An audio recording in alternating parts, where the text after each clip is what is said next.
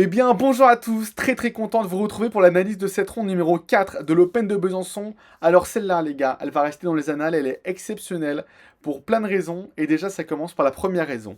Nous sommes donc lors de la ronde 4, cette partie se joue un matin, un jeudi, un petit matin d'octobre, on est le 30 octobre. Je me renseigne un petit peu sur ce que joue mon adversaire, je me renseigne un petit peu sur le profil de mon adversaire. Les informations qui sont importantes à connaître pour ceux qui font pas trop de tournois, c'est déjà quel âge a mon adversaire. Je regarde un petit peu, je vois qu'il est 1331 Elo, qu'il a 18 ans, donc je me dis, bon, il a déjà 18 ans, 1331 Elo, c'est quand même un peu compliqué pour lui.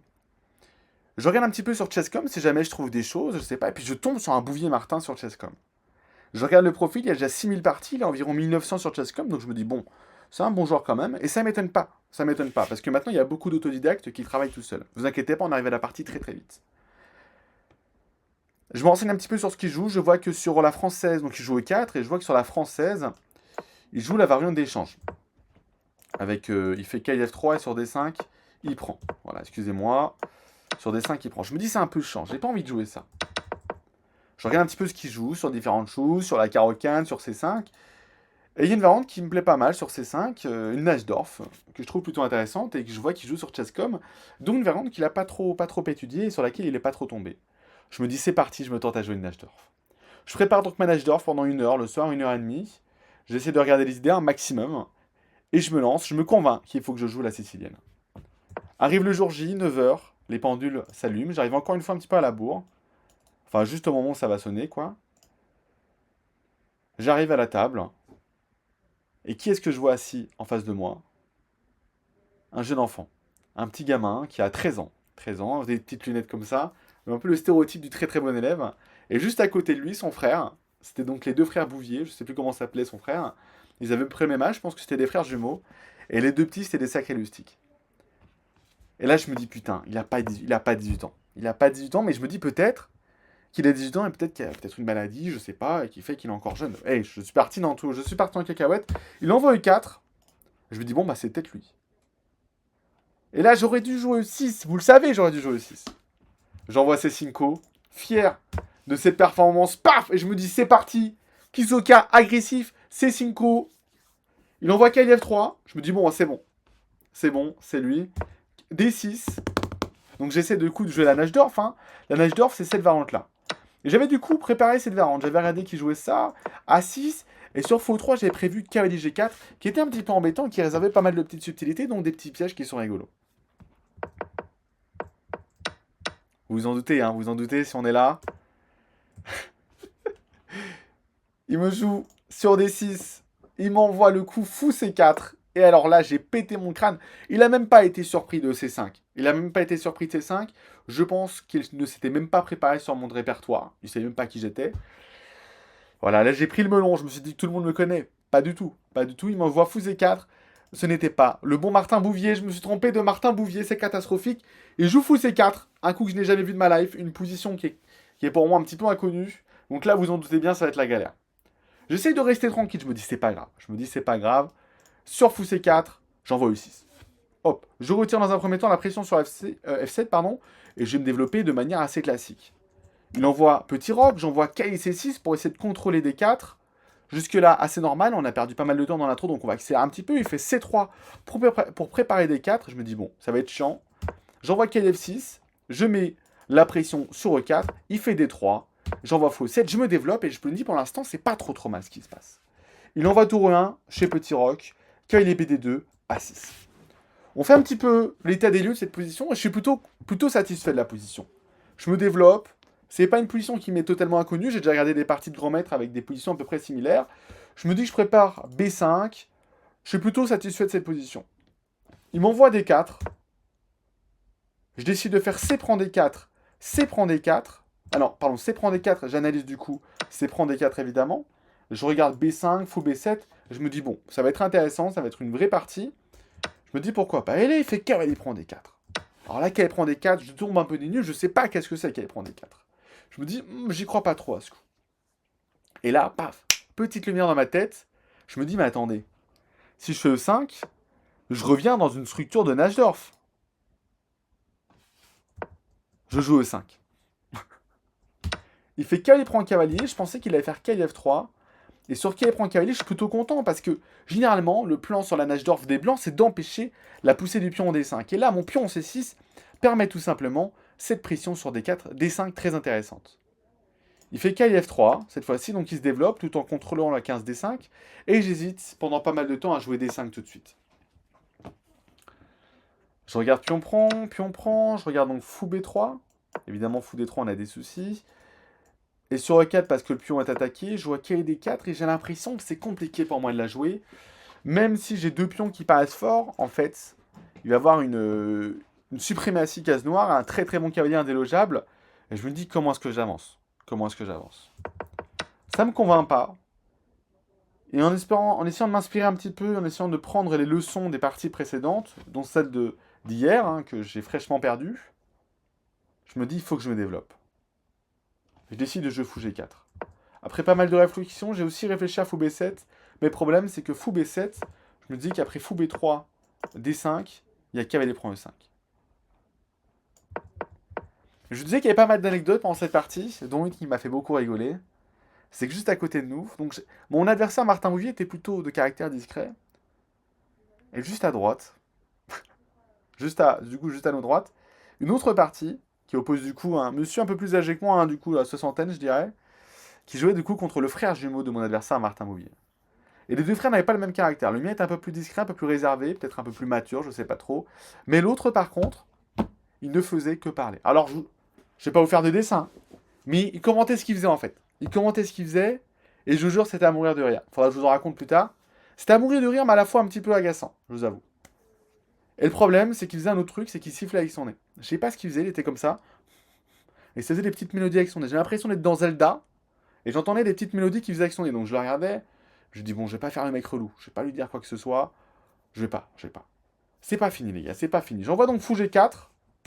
Je me dis, je vais mettre une pression sur son cavalier, ça peut être un peu chiant pour lui. Et cette fois-ci, D5 est une véritable menace. Il fait H3, fou H5, fou G5 cette fois-ci. Et je décide d'envoyer Dame C7. Dame C7, c'est un coup qu'on retrouve assez souvent sur les Siciliens, donc je suis plutôt convaincu de ce coup. Je défends E5 intermédiaire, je me retire du clouage si jamais il vient avoir des échanges, je laisse la colonne D pour une de mes tours. Et la Dame en C7 est très bien, elle défend C6. Il fait Dame E2, et ce que je ne vous ai pas précisé aussi, c'est que mon adversaire a tout joué à tempo. Il a tout joué à tempo, sans vous dire le résultat, il a fini à 1h15 à la pendule. C'est extraordinaire. Moi, j'ai jamais vu ça. Il a tout joué à tempo. 1330, 13 ans, il joue tout à tempo. Et pour l'instant, je vois pas de grosse erreur hein, de mon côté. Dame E2, donc, il met une pression sur A6. Je commence à vérifier les petites tactiques. Hein. Je commence à regarder s'il n'y a pas des quais prend pion. Je regarde les petits D5. Mais rien ne me convainc. Rien ne me convainc vraiment. Alors sur D5, je me souviens plus exactement de ce qu'elle a vu. Cette partie était un peu floue. Mais je crois que j'avais vu des fous prend cavalier, fou prend, et en fait le pion D5 n'est pas suffisamment défendu, donc ça ne marchait pas. Mais je regardais quand même des clouages, ce qui me semblait quand même plutôt très très fort. Mais je vois pas grand chose. Je décide de faire A5 pour tout simplement retirer la pression sur A6. Il fait Dame 3, en fait j'aurais rêvé d'avoir une tour à FD8, hein, là ça aurait été très fort. Il fait Dame 3 pour se retirer du clouage, toujours à tempo.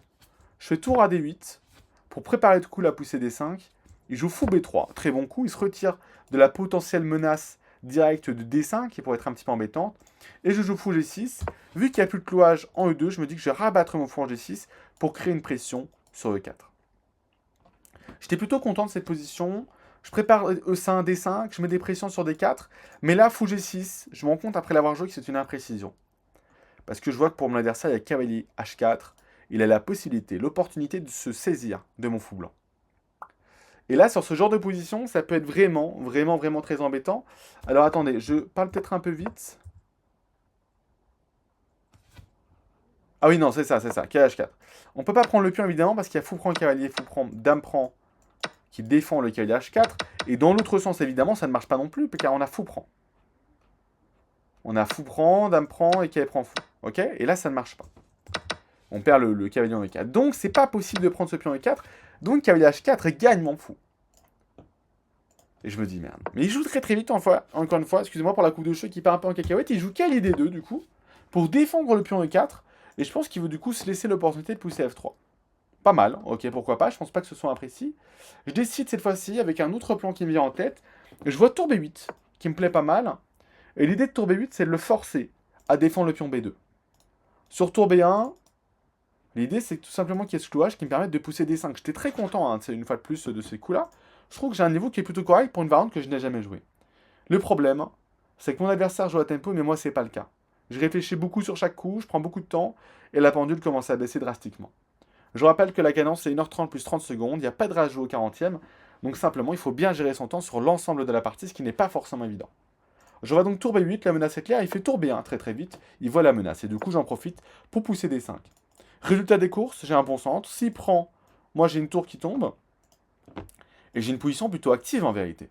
Les pièces sont plutôt pas mal placées, je suis assez satisfait de cette position. Il fait F3, et là vous le voyez, on a une diagonale qui s'ouvre en plein sur la tête de mon adversaire. Et je me dis, allez, ça c'est bingo, je me décide, j'envoie tour B5, peut-être pas tour B4, j'envoie tour B5 avec la menace donc fou C5, mais pas que. Je défends aussi D5, et je me laisse l'opportunité de soit mettre une tour en D8, soit de mettre une tour en B8, pour préparer peut-être A4 et venir attaquer en B2. C'est un coup qui a multiples fonctionnants. Très très vite, je joue roi H1, avec un petit air un petit peu tranquille. La vie est belle, pas de souci à se faire, il voit encore les menaces. Je joue quand même fou C5 à tempo, je me retire d'un clouage qui est des fois un peu chiant, il fait dame E2, et j'envoie cavalier H5 assez vite, pour essayer de me saisir des cases noires. Je le répète, j'étais plutôt content de ce plan. J'étais plutôt très content. Je trouve que le niveau est plutôt très bon pour l'instant. Je vais regarder donc fou H4 pour tout simplement défendre G3. Je me disais j'arrive en F4 et franchement la position, il y a un moment ça va craquer. J'ai une très bonne position, je me sens très très bien. Je vais pouvoir faire des petits échanges au centre, doubler mes tours, c'est pas mal, c'est pas mal. Et là il me joue une fois de plus très très vite, un coup que j'ai même pas regardé. Il me joue cavalier F1. Alors ça paraît un peu con, un peu coucou. Mais en fait, ce cavalier F1, comme le cavalier F8, c'est un coup que j'oublie assez souvent. Que je sois avec les blancs, avec les noirs, c'est un coup qui me paraît pas très naturel. Il ne l'est pas, évidemment, mais c'est un coup qui est très bon défensivement. C'est ce qui me joue. Elle me dit, c'est dingue, j'arrive pas à trouver la solution, quoi. J'arrive pas à saisir le truc, j'arrive pas à l'avoir, mon adversaire. Et je vous l'ai dit, mon temps baisse drastiquement, et le temps de mon adversaire, lui, ne bouge pas. J'analyse un petit peu ce qui se passe, et je me dis que ce fou est un peu chiant, pour diverses raisons. J'envoie H6 pour en fait avoir un contrôle sur la case F4. S'il vient en D2 ou en C1, je suis très content. Et s'il vient en E3, j'ai des pressions sur D4 intéressantes. Ça peut être pas mal. Je me dis, je peux même faire fou E7 après. Il fait fou E3, je regarde un petit peu la position. Et j'ai prévu peut-être de faire fou E7, de me rabattre, et tout simplement préparer un plan d'attaque, et continuer de mettre des pressions assez chiantes pour lui. Malheureusement, je me rends compte à ce moment-là que sur fou E7, il y a un problème de surcharge. On l'a vu dans la première ronde, le pion C6 défend à la fois le pion D5 et à la fois la tour. Donc il y a des tactiques qui arrivent. Je me dis merde. Donc sur fou E3, j'analyse un petit peu et je me retrouve obligé de prendre ce fou. Fou prend E3. Il répond par dame prend E3. Évidemment, cavalier prend E3, je vous laisse regarder un instant, ça ne marche pas à cause de, effectivement, cavalier G3 fourchette, bien sûr. Il fait dame prend E3. Pour l'instant, je le répète, c'est un sans faute. Je vois pas d'erreur. Je fais cavalier F4, je place mon cavalier, j'ai quand même des bonnes pièces. Il fait cavalier G3. Et cavalier F5 me gêne pas mal. Cavalier F5 me gêne pas mal, la menace de cavalier F5. Parce que je me dis, s'il arrive à mettre un cavalier en F5, à prendre ici, à échanger, c'est chaud à gagner cette finale, c'est chaud à convertir. J'essaie du coup de jouer dame C8 pour faire une contre-menace aussi avec cavalier prend H3. Puis on prend dame prend H3 et gagner du matériel. Donc la menace est pas mal. Je contrôle les cases blanches et j'ai plus de dame en l'air et ensuite j'essaie de rabattre une tour vers le centre. Une fois de plus, à tempo, il jouera à H2. Mon temps baisse drastiquement. Mon adversaire joue tout à tempo. Son frère, il continue de siffler avec son nez. Et en plus, maintenant, avec son adversaire, ils sont dans une finale. C'est très très chaud. J'entends qu'il propose la nulle plusieurs fois dans la partie. Et en plus, il fait des remarques à son adversaire. Vous savez, c'est les petits gamins qui n'ont pas vraiment de retour sur ce qu'ils font. Et je l'entends qui dit c'est dommage quand même. Il parle au petit vieux, au petit vieux de 60 ans. Moi, je me le serais jamais permis. Et je regarde la partie. Et en fait, il joue très très vite. Le petit frère, c'est pareil. Et je vois que je dirais le petit vieux, c'est un peu péjoratif. Je vais pas dire le petit vieux, mais du coup, son adversaire, un petit peu décontenancé, qui joue assez lentement aussi, qui manque un peu de temps. Et le petit qui répète pas de bol. C'est pas de chance quand même, c'est pas de chance. C'est bien joué ce que vous faites. Et tous des commentaires comme ça. Et franchement, je vous avoue que ça commençait à me fatiguer. Ça commençait à me fatiguer parce que je voyais que je galérais contre mon adversaire. Ça m'amusait quand même un petit peu, mais ça me saoulait un petit peu quand même. Et il continuait de parler, il racontait sa vie, il sifflait avec son nez. Quand il parlait pas, il sifflait, J'aurais été un serpent, je me serais mis à danser, mais là, c'était pas le cas. Donc mon adversaire joue roi H2, très solide. J'essaie de faire roi H8, avec l'idée, coup prophylactique, de préparer peut-être des F6 pour amener le fou en F7. Partie compliquée. Il fait cavalier 2, il me propose l'échange. Je fais dame C7 cette fois-ci. Plutôt content de ce coup. L'idée, c'est que sur cali pion prend, j'attaque donc cette dame. Et en fait, de créer des échanges et du coup d'attaquer un pion isolé, un pion qui serait faible. Et si la dame bouge, par exemple comme ça, on a des tactiques avec des découvertes. Plutôt content de ce coup. Dame C7, je trouve ça plutôt solide. Il prend pas, il fait roi H1, une fois de plus. Alors pourquoi il me méga manqué, je sais pas. Mais admettons, c'est pas grave. Je fais tour E8. Tranquillement. Alors j'avais demandé ce qui me screen toutes les analyses par contre. On verra à la fin pourquoi il me met. Donc tour E8. Je me mets en face de la dame, je défends le pion D5 qui est quand même relativement faible, ça me semble assez logique. Je joue tour E, D1. Il met la pression sur D4 cette fois-ci. Sur D5, pardon. J'essaie de faire tour BB8 pour revenir un peu sur cette position. La position, loin d'être facile. Hein. Je rappelle, il ne peut pas prendre en D5 pour l'instant parce que la tour est clouée. Il fait tour D2. Il défend le pion B2. Il joue toujours très très vite. J'arrive pas à saisir le truc. D prend E4. F prend E4. Et là, je vous avoue que je commence à être à moins de 10 minutes à la pendule. Mon adversaire a toujours 1h20. C'est compliqué. À côté, je le vois qu'il continue. Et à côté, c'est drôle parce que c'est une finale de dame tour pour le gamin contre dame fou pour son adversaire.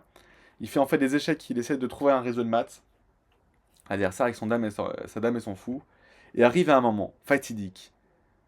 Après avoir refusé toutes les propositions nulles, l'ancien, je veux dire l'ancien, le sage, donne une pièce en un coup. Il donne son fou en un coup. Que le petit ramasse à tempo, son adversaire. Et le petit qui continue à dire: ah oui, ah bah c'est dommage, fallait accepter la nulle, hein, c'est vraiment pas de chance. C'est pas de chance. Du coup, bah, son adversaire lui serre la main, il abandonne. Il lui dit: vous abandonnez? Mais c'était insupportable. Je vous jure, c'était trop fatigant. Moi, j'en pouvais plus. J'étais sous pression. Je n'arrive pas à gagner contre un adversaire qui a 1330 Elo. Je vous le rappelle. Je n'arrive pas à gagner. Il, contre... il contrecarre tous mes plans, je ne m'en sors pas. Je ne m'en sors pas. Je rappelle que j'ai déjà une défaite la partie d'avant contre un joueur du même niveau, et je me dis, j'arrive à 5 minutes à la pendule, dans une position qui est égale, c'est compliqué. Je décide de faire Calais prend E2, tour prend. Alors j'ai pas trop compris, j'aurais préféré dame prend pour lui, pour qu'il puisse doubler. Je me dis, j'étais plutôt content de ma position. Tour D8, tour F1, F6, j'essaie de blinder. Je fais attention à la tactique, tour prend F6 évidemment, avec le pion H6 qui serait du coup en l'air, mais simplement je peux ramener ma dame, donc pas de souci. Il fait dame G3, fou H7 pour me rabattre en G8. Il fait dame E3, tour D6, je double mes tours très logiquement. Et sur tour F2, je décide de faire dame D7. Si on regarde un petit peu la position, j'ai la colonne. Lui, il a blindé comme jamais. Il finit par faire roi H2. Je fais fou G8. Je rabats mon fou. Il fait B3. Et là, vous voyez nul sur l'échiquier. En fait, je crois que j'ai joué fou F7 ou fou H7. Et j'ai proposé la nulle. Alors, je suis un petit peu partagé vis-à-vis de ma décision. Je sais que je risque pas grand-chose dans cette partie. Je ne risque rien dans cette position. Mon adversaire a 500 points d'élo que moi, c'est énorme. Hein. C'est énorme, c'est tragique. 500 points d'élo de moins que moi sur cette partie. Je sais que je risque pas grand-chose, a priori, dans ce genre de position. Mais le problème, c'est que j'ai plus que 2 minutes à la pendule. Plus que 1 minute 30 à la pendule. Mon adversaire a 1h15. Psychologiquement, c'est très très dur, ça. Il faut se mettre dans ce contexte-là. Il faut savoir que j'ai pas la science infuse aux échecs. Donc la position me paraît bien, mais peut-être que je loupe certaines petites choses. Et je me dis, si je me prends un retournement, avec le manque de temps que j'ai, je vais pas réussir à m'en sortir, et la pression va être trop grande, en fait. Mon adversaire a tellement de temps que je vais subir toute la game. Et du coup, je propose la nulle. Je propose la nulle. Mon adversaire s'empresse de l'accepter. Je pense que j'ai un petit avantage dans cette position, mais en fait, je vois pas comment j'arrive à... Je ne vois pas comment j'arrive à concrétiser cet avantage. J'ai bien réfléchi à jouer des choses comme A4, pour venir créer des faiblesses dans le camp de mon adversaire. Et je me dis qu'en fait, j'ai juste lui créer un pion passé, et ça va se transformer en enfer après pour moi. Surtout que mon adversaire semble avoir pas mal de réussite dans cette position, dans cette partie-là. Donc peut-être que j'ai joué comme un gros nulos depuis le début de la partie, mais il m'a semblé que mon adversaire a fait un sans faute, quoi. Il m'a semblé que c'était très très bon ce qu'il a joué, avec quelques petites imprécisions, c'est sûr, mais rien de très alarmant. Et du coup, on fait égalité. Je me retrouve à 2 points sur 4. C'est catastrophique comme début de tournoi, c'est très compliqué. Je suis un peu surpris. Et du coup, je fais la méthode russe. Vous voyez, la méthode russe, c'est après une défaite, faites un match nul. J'en ai parlé un peu à mes potes, ils m'ont dit qu'il était dommage d'avoir fait nul dans cette position. Je suis assez d'accord. Mais en même temps, il faut se mettre à ma place. Si j'ai su encore une défaite, c'est très très dur. En même temps, la nulle contre un 1300, c'est très très dur aussi, hein. On est bien conscient, ça m'est déjà arrivé. Mais je le prends pas mal. Je suis plutôt. Je suis pas déçu de cette partie que je trouve plutôt intéressante. Et donc voilà, on l'a analysé un petit peu ensemble. J'ai eu de la chance dans ce tournoi. Tout le monde était très très cool dans les analyses. Donc j'ai sympathisé à peu près avec tous mes adversaires, qui étaient très très sympas. Et donc je propose qu'on passe donc sans plus attendre au bilan de cette partie, pour un peu mieux comprendre le chef-d'œuvre de mon adversaire. Je vous spoil un petit peu. J'ai voulu me renseigner un petit peu sur le bilan sans rentrer dans les détails. Je sais pas trop ce que j'aurais pu améliorer. Mais du coup, je sais déjà que mon adversaire a sorti une game d'anthologie. Et c'est d'autant plus impressionnant qu'il n'a pratiquement pas réfléchi sur aucun coup. Donc bravo à lui, on va faire le bilan de la partie du coup. C'est parti, let's go.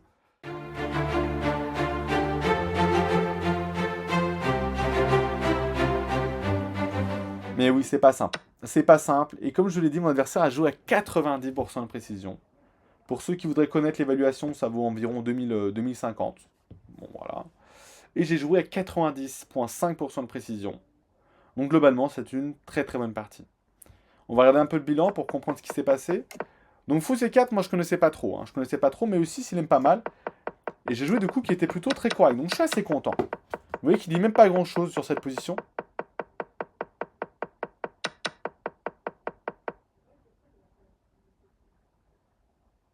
Ok, bon, on va revenir un peu en arrière quand même.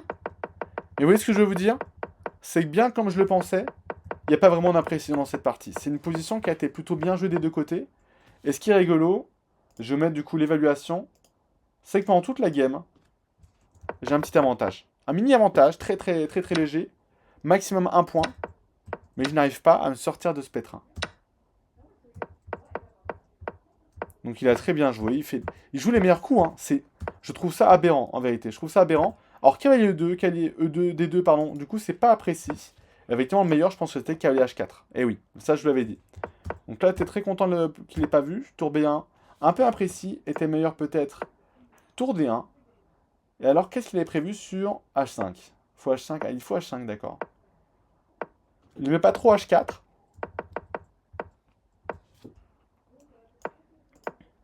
Et sur A4 il ne met pas trop. Il met égalité. Fou prend A4. Tour prend B2. Et j'étais plutôt content que cette position. Mais ok, admettons que ce soit pas forcément le meilleur coup. Il a joué les bons coups. Il joue que les bons coups. C'est trop drôle qu'il avait fait un meilleur coup. Fou E3, il échange. Enfin, j'échange. J'essaie tant bien que mal. Et là, par contre, il me dit que Dame C7 est une imprécision. Alors que je suis à 0,75. Et à la place du Dame C7, il aurait préféré, du coup,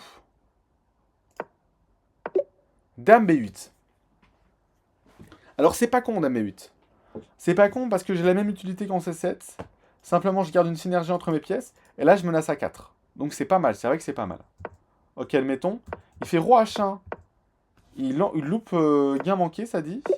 Il aurait dû faire C4. Oh là là. Alors, ça, j'avais pas vu du tout. Hein. J'avais pas regardé du tout. Mais c'est vrai que ça a l'air assez chiant. Tour BB8. Ah, c'est un peu chiant quand même. Hein. Il faut le dire. Il faut le dire, c'est un petit peu embêtant. Ça ouvre beaucoup les lignes. Mais ces 4 personnes, aucun de nous l'avait vu. Donc, Dame C7, Roi H1, Tour 8. Il n'aime pas non plus. Était meilleur du coup, Tour B8. Effectivement, c'est pas bête. Hein. Je suis assez d'accord avec ce coup, c'est une bonne idée. D'attaquer donc cette tour. De mettre une pression sur B2 sur cette colonne. J'avais un peu peur en fait des échanges et du pion D5 qui pourraient être faibles. Du pion E5, pardon, mais bon. Donc je ramène ma tour, j'échange. Il n'y a pas de grosse imprécision, c'est égalité. Globalement, c'est égalité. F6 ou F7. Et voilà, donc, après B3, j'ai un petit avantage du coup de 0,52.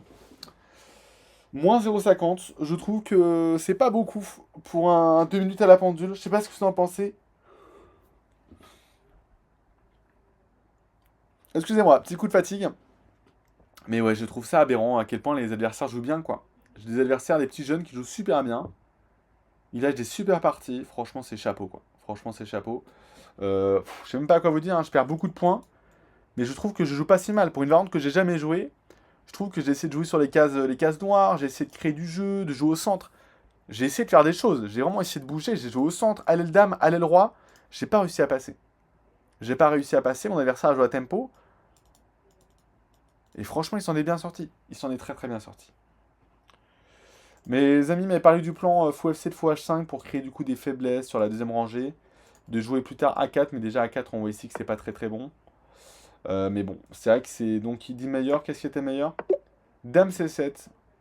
Ouais, mais vous voyez, là c'est le problème, c'est que je comprends plus pourquoi quoi. On contrôle peut-être B6. Parce que je me dis qu'il y a tour D1, tour D2. Et bon, bah. Je comprends pas trop quoi. Je comprends pas trop. Et du coup, voilà, on est à 2 points sur 4 pour cette ronde 4. On arrive du coup à la ronde 5 après. C'est pas simple, mesdames, messieurs. On essaie de s'accrocher tant bien que mal à ce tournoi qui est si compliqué. Mais voilà, on donne tout, on donne tout. Merci beaucoup à vous de suivre cette petite série, ça fait trop trop plaisir. Mais vous inquiétez pas, une fois de plus, le but c'est de jouer les meilleures parties. Maintenant le score on s'en fout, le résultat on s'en fout. Il faut que je joue mon meilleur jeu. Là pour le coup, franchement, hein, j'aurais pu me battre plus à la fin. Mais en ce qui concerne stratégiquement, les points de vue stratégiques, etc., j'ai fait de mon mieux, hein. J'ai essayé d'appliquer les principes du jeu d'échecs, j'ai vraiment fait de mon mieux, donc je suis plutôt content de la partie, même si son adversaire a sorti une super partie. Voilà, donc bravo à lui. Je ne présente très prometteur, comme mon premier adversaire, hein, d'ailleurs, qui était plus âgé, hein, plutôt 16-17 ans peut-être. Donc voilà, merci à mon adversaire, merci à vous d'avoir suivi cette petite partie. On se retrouve du coup demain pour la ronde numéro 5. On sera à 2 points sur 4. Maintenant, il faut arrêter de rigoler, il faut aller chercher les puntos. Ne vous inquiétez pas, c'est ce qu'on va faire. Je vous dis du coup à très très vite pour une prochaine partie. Pardon, je bégaye un peu. Pour une prochaine partie. Prenez soin de vous, c'était qui. Ciao, ciao, ciao.